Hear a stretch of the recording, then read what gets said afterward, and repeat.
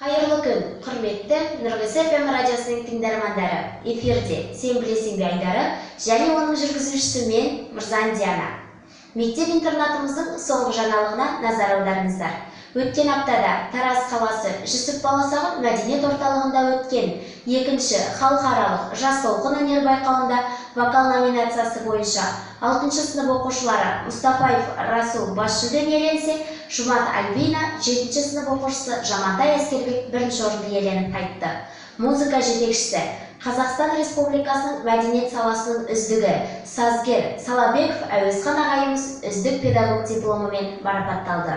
Осы аталған байқауда Нұрай би тобындағы қыздарымыз Дүйсен Нұрай, Алмабай Айсұлу, Тұмарбек Айгерім, Мырзан Диана 3-ші орынды жеңіп алды. Халықаралық байқаудан жеңіспен оралған оқушыларымызды құттықтап, алдағы күндерде мол сенімділікпен еңбек етіп, білім шыңына шығуларыңызға тілек білдіре отырып, жеңімпазымыз Мұстафаев Расулдың орындауындағы «Туған жер» әнін қабыл алыңыздар. Зейін қойып, Нұрғыз FM радиосының «Сен білесің бе» айдарын тыңдағандарыңызға рахмет. Күн жақсы болсын.